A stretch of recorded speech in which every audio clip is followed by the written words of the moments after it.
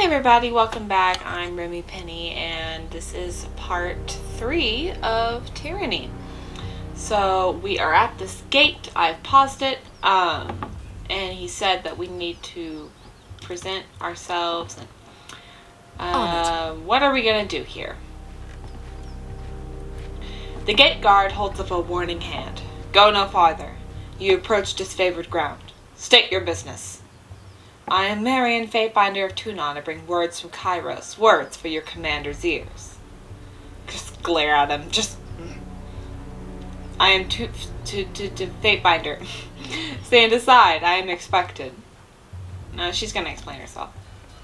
Ah, so you're the fire starter. I'm the what? Oh, that's right. I read the fire paper. CBS and the companies returning from the burning library are telling some harrowing stories about Kairos' edict of fire. I think myself brave, but I'm happy to have been far away from it all. Must have been a terrifying honor to be the messenger of such righteous force. I burnt down a library, and I'm not happy about it. Well, Marion's not happy about it. I think this is going to make her mad, him talking about it. Go on in. The soldier gestures toward the gate. The Archons are expecting you. You'll find them in the war tent, center of camp.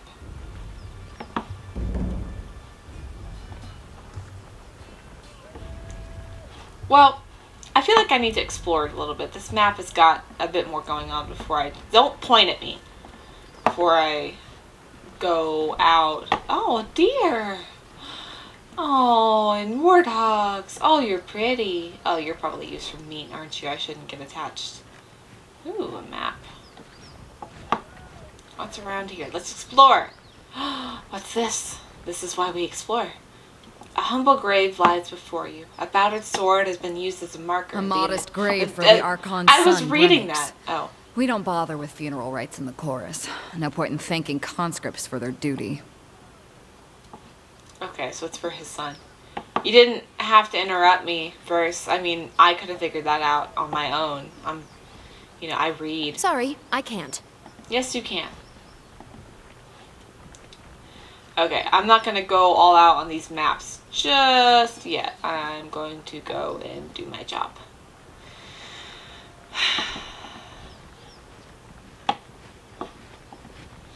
Here we go. Run around. Is there a fast forward button that I don't see? I feel like there is and I'm just being stupid. What is this again? Spell creation.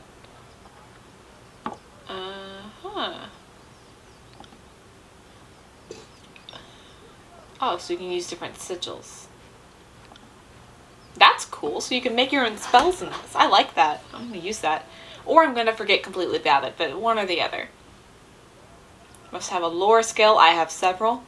To at least equal the spell's total difficulty. Besides, who are you? Who are you? I can't wait to meet you. I like the mask. Ooh. Character. Okay.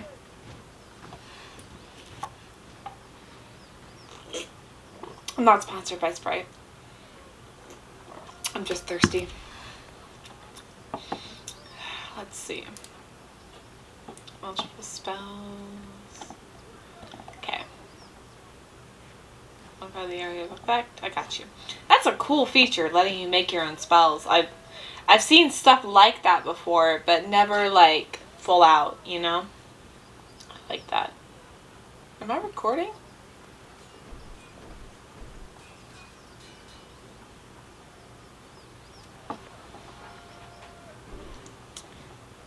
If I am recording, 1 minute.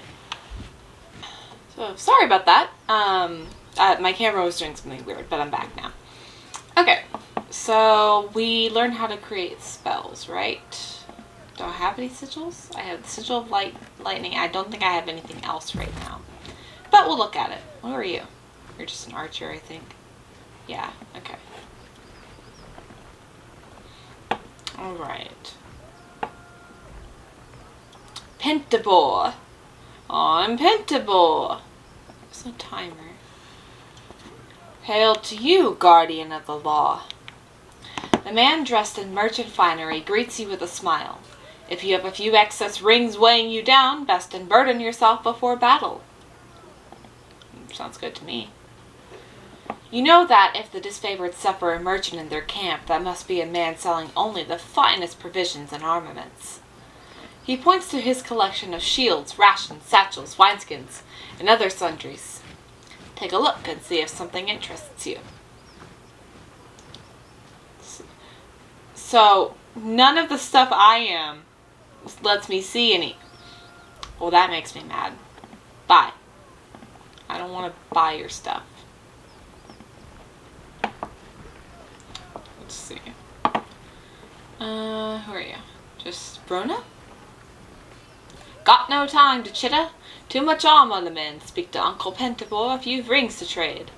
I don't know why she's given me the only British accent in the game, but it's here. Who are you, giant, bitter quip? Glory to the voices of Narat. I look like an evil crimson Santa Claus. Projecting his salutation for all to hear, the grinning blood chanter raps his staff against the ground as you approach. Right binder Marion, I presume. His smile quickly retreats, giving way to a sour scowl. I am Bitter Quip. I am here as the emissary of the Scarlet Chorus. Bitter Quip looks at you impatiently. What's it like working with the disfavored? He scoffs, looking away from you for a moment before sniffing and returning his attention to you. I'm going to put my attention on this and push you all this way. There we go. Reporting to the Iron Hag is an insult. She fought one duel for her title. One. Her leadership must be continuously proven, earned, and defended. Weakness should bleed to the bottom of the army, not rise to the top. Interesting. I kind of like that. My Simon here is also an insult, but one I will bear for the good of the chorus. Bitter Quip sniffs the air, smiling with one side of its mouth. If only to see with my own eyes the failure of the disfavored, that will be a fine day. Okay. Good to know, evil Santa Claus. Let's see. Who are you? Lucia. Marcus. I am Lucia and this is Marcus. The disfavored soldier points to the armored man next to her. And you must be the fate binder. From under her helmet you hear an audible scoff. We've been assigned to babysit. Assigned to your hospitality. Thank you, Marcus. He quickly interjects. While you remain on disfavored ground. If you should need a place to rest, we can make the necessary preparations. Am I like a lot younger than everybody else in the army and that's why they're treating me like this? What can we do for you? I'll ask you stuff later. For now, I just want to explore. Oh. You see that? See what? Oh, right there. Do you have subterfuge?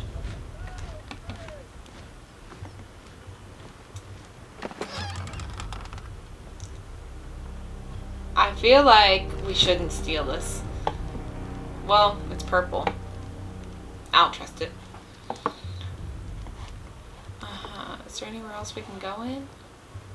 Yeah, let's explore.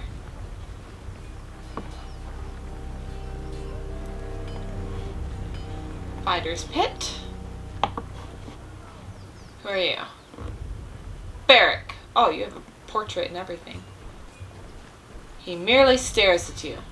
Thank you, Barrack.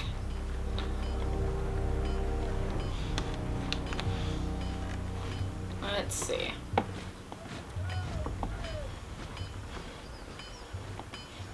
Huh? Are you running to me? Oh, where are you going? Crescent Runner. Yeah, you sure are. Bye. Okay. Who are you? Satanus. I hit the sword with the hammer. Satanus. Satanus curses the air as a blade of thin iron breaks in half beneath his hammer. Repairing weapons with scrap isn't exactly why I got into this craft, but our supplies are Spent? Why not forge bronze? That's what I say to every question. Bronze will do in a pinch, don't get me wrong. It can take a beating and get bent back into shape, unlike this stubborn iron we have here. Supplies aren't the problem. It's a rare smith who can churn out military-grade bronze consistently. More often than not, it comes out soft. Look around camp. We're garbing the Legion head to toe in iron because it's cheaper and easier to produce for the masses. Couldn't do that with bronze. They call the disfavored the Iron Legion for a reason. Strategy and skill may be our backbone, but our claws are made of iron. The good stuff that comes from the smiths in Lithian's Crossing. Why not forge your own? So you can make out the stuff, they know the secret of iron. Okay. The last shipment sent down to the Mittani went missing near Echo Hall Crossing, and I'm afraid we won't be seeing any more now that the valley is sealed. Forge-bound iron is Tunan's responsibility. Why is this the first I'm hearing of it? Keep your voice down. Graven Ash doesn't want to cause a panic or passing any information to Vendrian Guard. Best case scenario, the iron tumbled off a boat and is rusting on the riverbed. Worst case, it ends up in enemy hands.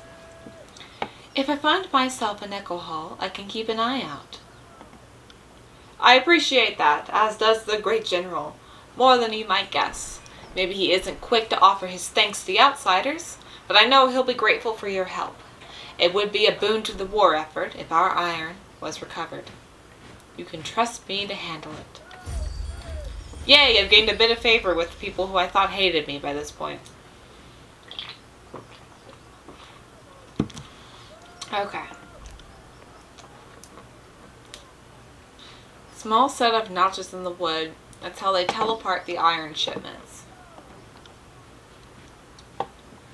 Are you familiar with the forge-bound art? Not in the least. Okay.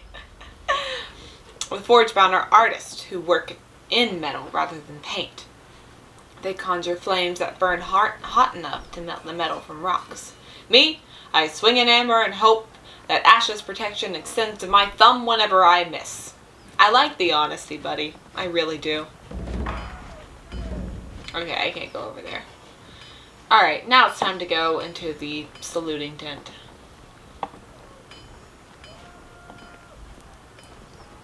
Are you flirting? Flirting? Okay, bye. Didn't mean to run between you.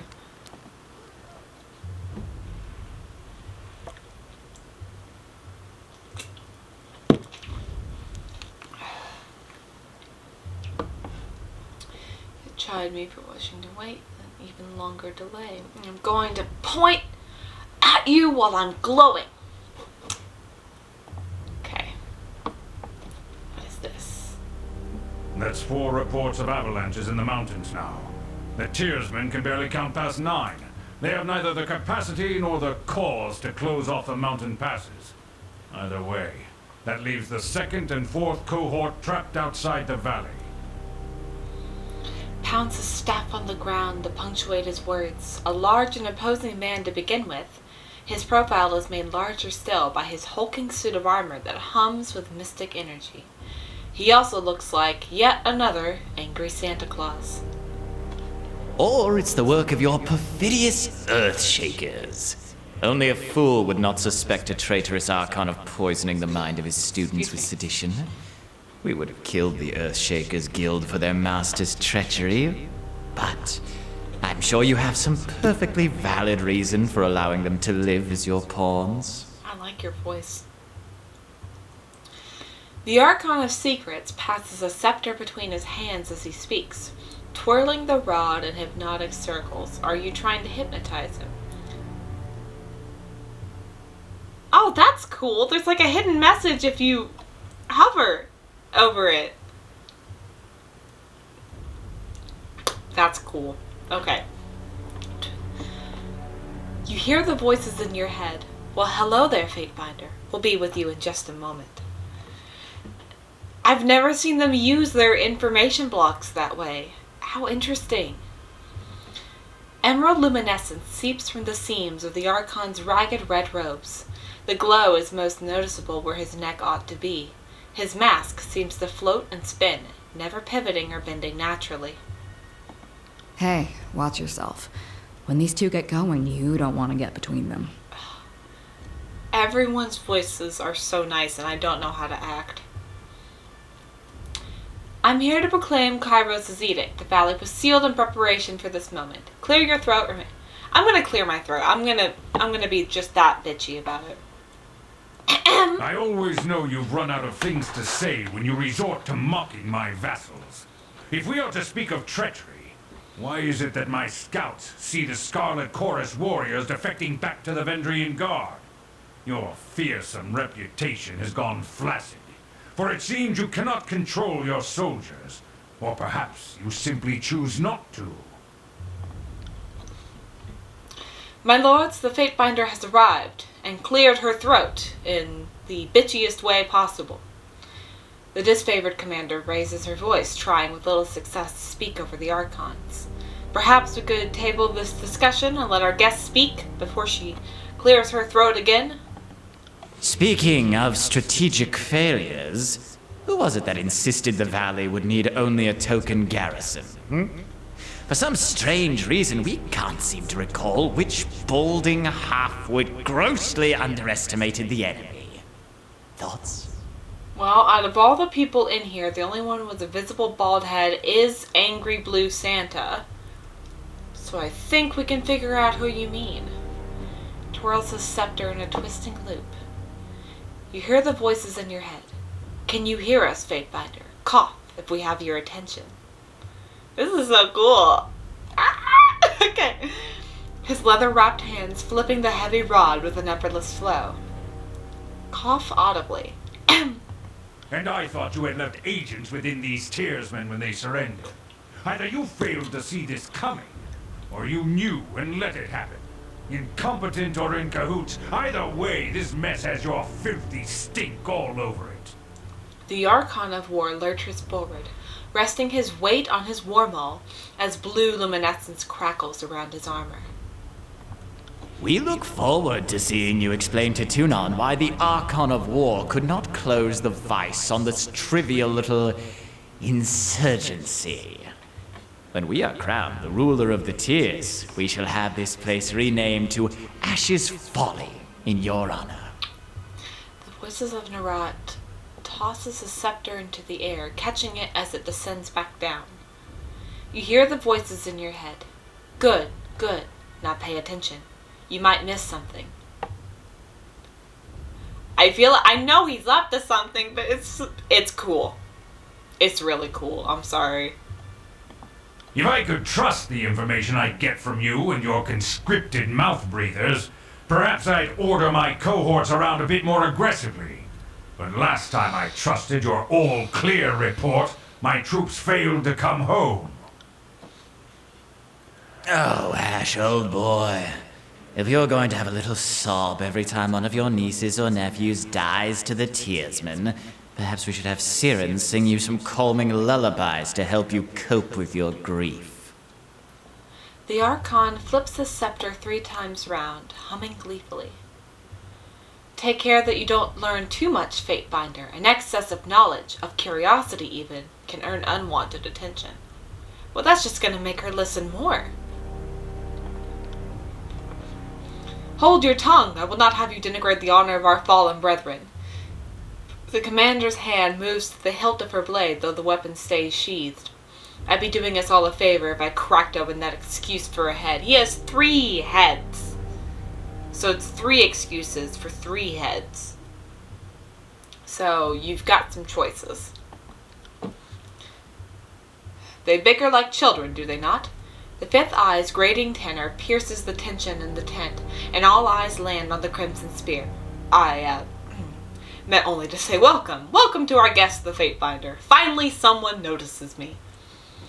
The armored retainer bows with Rushton elegance, then rises to a salute. And not a moment too soon. I was going to wonder if you were going to cough again. You did it 3 times. You've gained favor with Graven Ash. You've gained favor with disfavored. Governor Marion, long have we been honored by your iron. Now we are honored by your presence. I must apologize for my lord's temper has run high of late. Apologies for the sudden entrance. I've traveled long to be here. Ah, the fire starter has arrived. Welcome, welcome. Our agents tell us such lovely stories of what you did at the Vellum Citadel. Have you come bearing another fragment of Kairos' wrath in tow? Stop reminding Marion that she burned a library down. It's her greatest regret. We were worried you'd never make it. So glad that Drostus' demise didn't cause further delay. The Archon of Secrets turns his attention to you, the frozen rictus fashion. You guys love the word rictus. It has been in every Obsidian game I've ever played. Rictus. Fashioned into his bronze mask, greets you with a permanent smile. How did you know about Drastus? I only just came from the Edgering Ruin.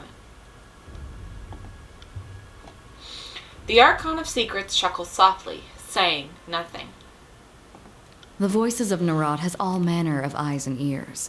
It's safer than not to assume he's listening. Okay, so I come bearing an edict. The Archon of Secrets chuckles softly, saying nothing.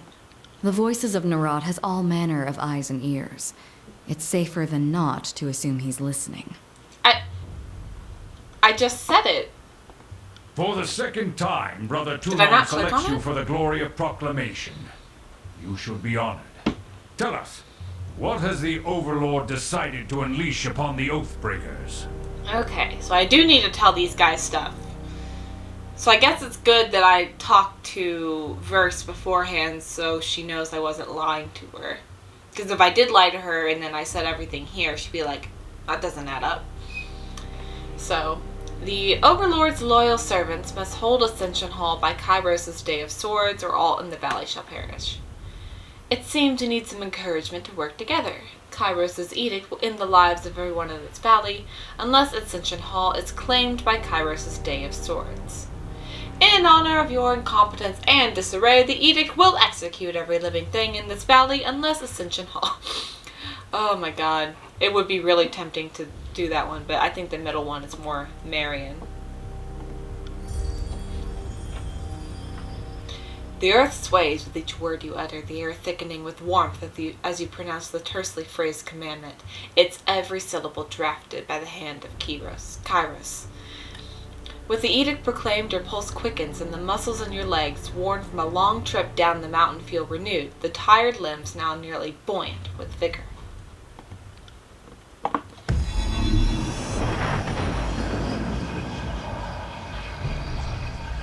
The Overlord means to compel us into action. No doubt the avalanches in the mountains are part of this ultimatum. We must conquer the Oathbreakers or die in failure. There is no room for error, and no other way out of this valley alive. We'll need to advance across the Mittani. We lose everything if we stand still. And we move to backup Plan Green. The Earthshakers didn't make it over the mountain in time. So we do this the hard way. Over the walls, instead of through. The Archon of War taps a finger against his temple. A low rumble escapes from under his beard. So you found your backbone at last! Oh, we were worried past humiliations would make you soft. Timid. Timid. That was a record for you, right? The baker's dozen lost in one sortie. If you had waited for the chorus reinforcements, maybe we'd have eyes and ears on the matter. The Archon of Secrets passes the scepter from one hand to the next, chuckling softly with each toss. Watch him squirm. So many tears of irreplaceable, expendable, useless soldiers. You little bitch. I miss the old Archon of War. You'd never see a blood echo in a blubbering mess over a few dead killers. He'd use the knuckled bones of his best disciples for jewelry, and even made a breastplate out of his dead brothers. God! Okay, so I have just enough subterfuge to be a bitch to him. They call you the Archon of Secrets, but you certainly don't seem to know anything remotely useful. I second the Fatebinder. Thought you had the memories of one of those Oathbreakers rattling about that bronze gourd of yours. Would Kairos' mighty spy master please enlighten this gathering of allies with some scrap of strategic insight? I'm gonna side with the guy that cares about his dead soldiers. Just a little bit. You know.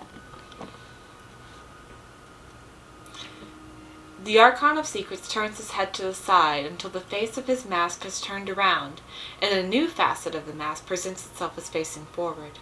When the next Archon speaks, the trembling voice of a younger man can be heard. Our river was to be the bulwark, but with the tidecasters slain, what hope remains? It's so cold in here. Help me, please. The Archon turns his head far to the side, until the previous facet of his mask now looks forward. Our sources tell us the Oathbreakers had some sort of magical trick in store. But this knowledge is tinged with fear, trepidation. If we make a move for the Mitanni, we suspect the Oathbreakers will mount a counterattack that is equal parts valiant and futile. That voice, who was it? That was Mitanni Yanev, former noble of Apex and one of the leaders of the Vendrian Guard. Back when they were half-respectable enemies that knew how to lose with dignity. When the Guard first surrendered, Yanev presented himself to us. What he knew, we now know.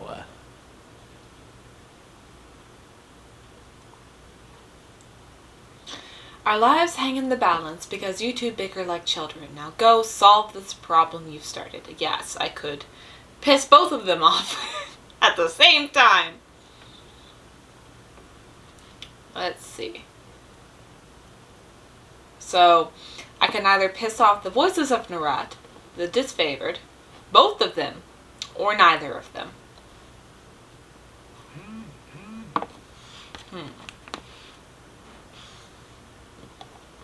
Let's see.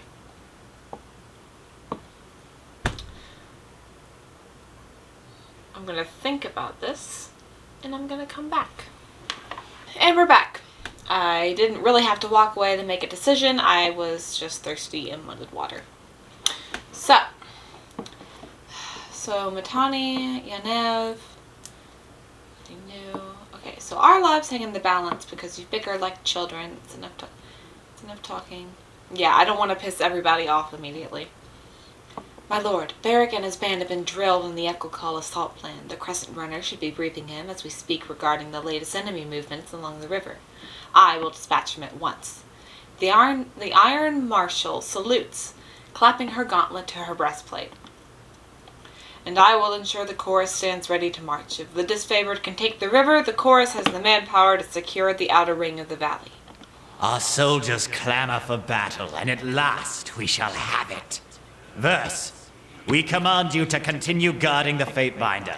Tunan's chosen is our honored guest, and must be shown our finest hospitality.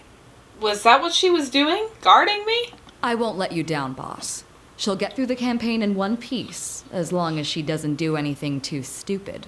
No promises. And, Fatebinder, one last thing. We still haven't forgotten how you handed over our agents to the disfavored just before the burning library sparked into being. We would be a fool to believe that Tunon sent us an impartial Fatebinder, but prove us wrong. Prove us wrong. I won't. I hate you. The Archon twirls the scepter one last time. Suit yourself, Fatebinder. The more you ignore us. Did you hear what I just said?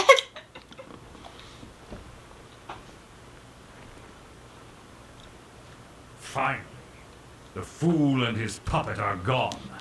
Perhaps now I can hear myself think. Rarely do I question Kairos' judgment, but I will never understand why the voices of Narat is given such authority. I shudder to think what will become of us all should Tunon favor him in the end. Though the edict threatens the Scarlet Chorus just as it threatens us, I cannot shake the feeling that our allies will work against us. You've shown your worth in war, and your name has been known to the Legion since the very beginning of this long conquest. So I'd ask that you join us this one last time, to help us wrap up this last objective. If you wish to be counted amongst the glorious, speak with the Iron Marshal. She will direct the order of battle until we are ready for the final push into the Citadel. I'm short a few scouts, short a few soldiers, short a few everything. I'm sure my brethren would be grateful for the head. Wow. Of a skilled outsider. Am I that skilled? Sources say no. I'd be honored to help. And though I am loath to mention it, the chorus can likely use your assistance. They certainly won't secure the outer valley on their own. Fifth Eye will be somewhere in that rat's nest they call a camp, due east. Seek him out, if you must.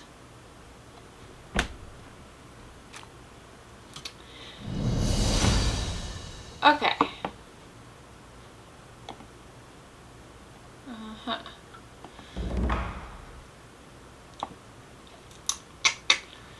Unless there's anything else to look at, I feel like... How long is this episode going on? We ran around. Let's see.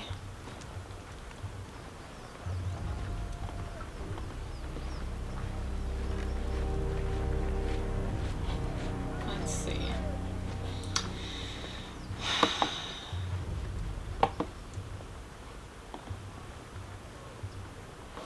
Hi, dear. Hello. You're pretty. What's this? 8 days to Kyrus' Day of Swords. Jesus Christ, we have to do all of this in 8 days?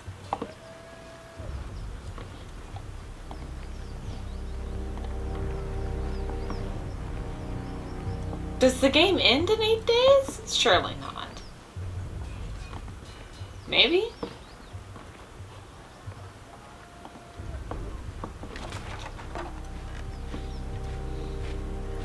Jeez. Okay, so we cannot go up and Can't do that. Can't do that.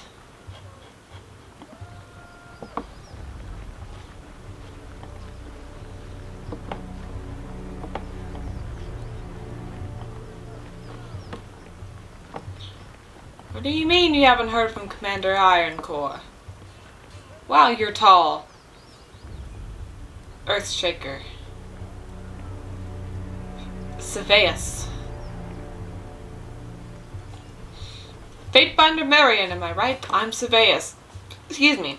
Commander in 3rd generation disfavored. Specifically, I'm Saveus the Younger. Some folks can't keep track. Might be because of the skull mask over your whole face. The rank says Commander, but lately I'm just organizing patrols and trying to stay out of the way. You should talk to Iron Marshal if you've something official that needs discussing. What is it you need?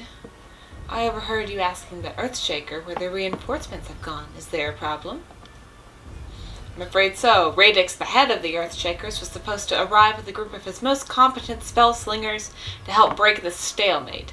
I don't know what's holding up their arrival, and that worries me. If you were at all inclined to lend a hand, we could use some arcane support on our side. Have you checked any caches of confiscated lore? If only our work was that easy. At the Archon of War's behest, we make a bonfire of any illicit tomes or scrolls we might confiscate. At least those that don't slip through our fingers from time to time. The likelihood of finding our missing mages nestled amongst a stack of parchment is slim. I could lend a hand. I need side quests. Could you? I knew that Tunon's agent wouldn't fail us in a time of need. I can't say the rest of that sentence. Okay. Alright, very well. Okay, so we've got some quests lined up. We've got some fun little quests. Hello, sir. That's quite the sack you got. Okay. Where are you? Press enter.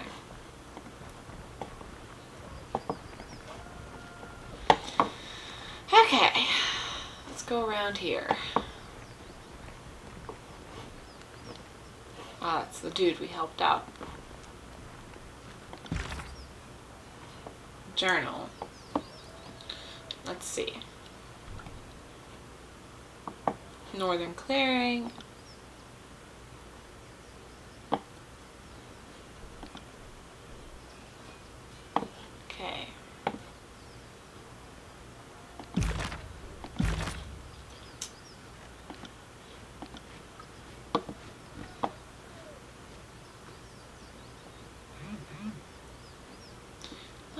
see.